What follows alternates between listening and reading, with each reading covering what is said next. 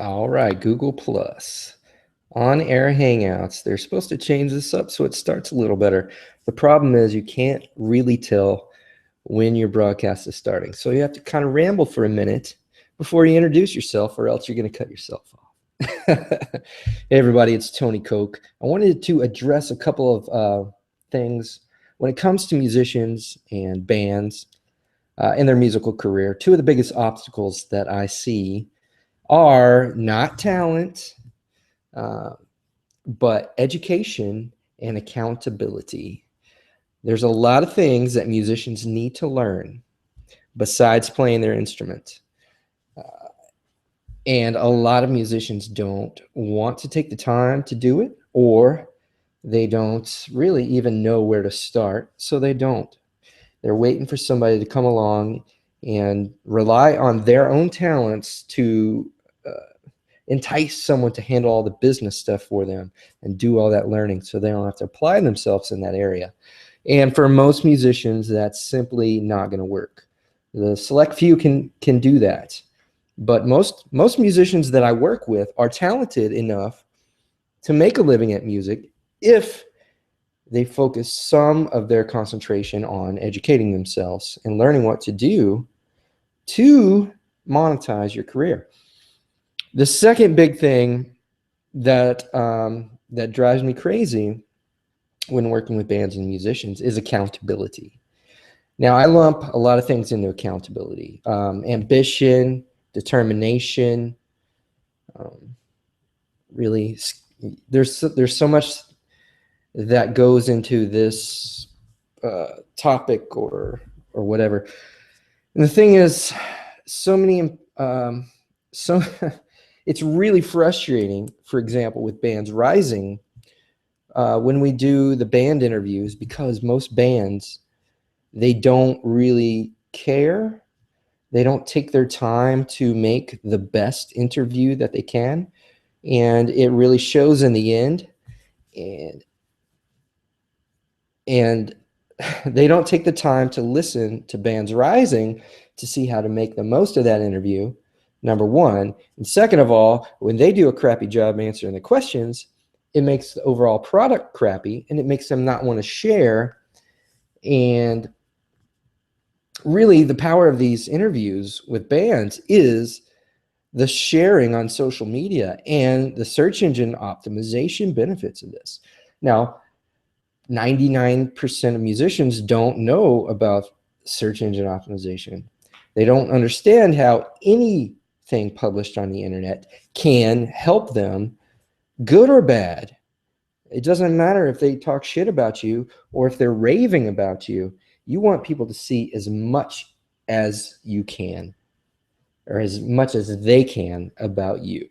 So any piece of publication you get online needs to be exploited, and you need to bring that to the attention of your fans, at least in the beginning, especially in the beginning when you're trying to build an audience.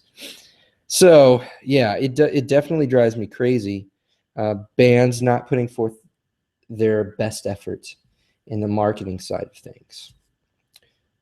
Like, for example, 99%, well, we'll say 95% of the interviews that I've done with bands rising through Fiverr.com, where they're only $5, 95% of them don't get shared, so nobody sees them, and which half the time is good because the musician gives me like 2-sentence or 2-word answers, and the interview is just crap. So these can be really powerful if the musician took 30 minutes to write out a paragraph on each question that is asked of them. There's so much that you can do with that interview. Once it's published on Bands Rising, you can share it through that website onto all of yours. You can tag Bands Rising, and any musician or entity that's listed in that interview, you can tag them on your social media. So that's going to open up that interview to a whole new audience. You can tag specific fans in the interview. That'll be huge. So you just talk about a certain fan in your interview. It's posted on bandsrising.com. You can go to that fan's Facebook or Twitter and say, oh my God, you made it into my interview. Imagine how that fan is going to feel. That is going to just like, dude, they're yours forever then. You know what I'm saying? You've got to include your fans. You've got to make something special out of anything published online about you. And then you really have to share it and get it out there. Good or bad, it doesn't matter. Like they say, some of the best publicity is negative publicity.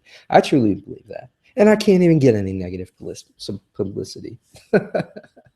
So anyway, accountability includes studying up on that kind of stuff. And I am here to help anybody with that kind of stuff. Just reach out to me. Ask me questions about that. How can I make the most of this interview?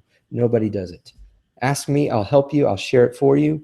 And then the other big thing, and it's hard to really solve this problem when it comes to bands and their accountability, but that is finding the ambition and the drive to finish projects. And I think it's for the one reason that you're not getting paid for the most part. You rarely get paid in the beginning, or because you're not paying for something. So in both of those scenarios, you have less drive to complete your project. When someone's paying you to do something, you're more driven, obviously. Not only do you want that monetary reward, but you have a commitment to somebody. And when you're paying somebody to do things, or when you're paying somebody and they want you to do something, you really want to finish that project too, because hell, you paid for it. You better get your money's worth, right? Okay. So two things that I'm going to implement on Bands Rising and my own music consultation, clientele, is we're going to put together a educational video product, a series. And I think the first one we're going to start out with is what you need to do when releasing music, via iTunes or in any new way. There's so many things that you can do to market that and to protect yourself and to monetize that musicians don't do. So I'm going to put together a big, long video series of what you need to do, how to do it, why you need to do it, and charge just a minimal amount for that. It's going to be a lot of work on my end, but like I said, if I gave it to you for free, you probably wouldn't even make it through the videos because you have no drive. There's nothing pulling you to the other end. The second thing I wanted to start doing is I'm going to create like a mastermind group or an accountability group. I don't know what I'm going to call it yet, but charge a monthly fee, or maybe we'll do a 3-month deal and establish specific goals for those 3 months. And I'm going to hold you accountable for accomplishing those goals, or at least working towards them. Accomplishing them really isn't the most detrimental or the most important outcome. The fact that you work toward those goals is what is more important, because along the way of working towards your goals, you're going to see and learn so much. You're also you may realize, okay, I've been working toward this goal. Now I really understand how things work. So now my goal has changed slightly.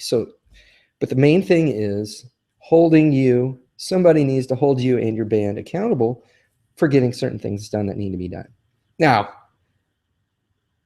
you don't have, we're not going to do it in a negative way unless you want that.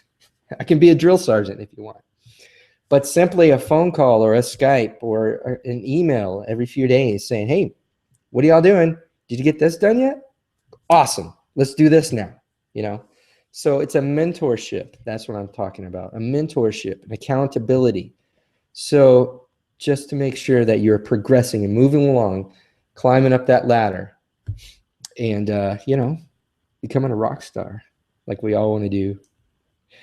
All right, guys, I'm going to hang up and get some more coffee. So we'll talk to everybody later. If you're interested in the education or the accountability mastermind mentorship group that I'm going to start, leave your comments below, subscribe, like, or just contact us on bandsrising.com, and we'll get back at you. Thanks.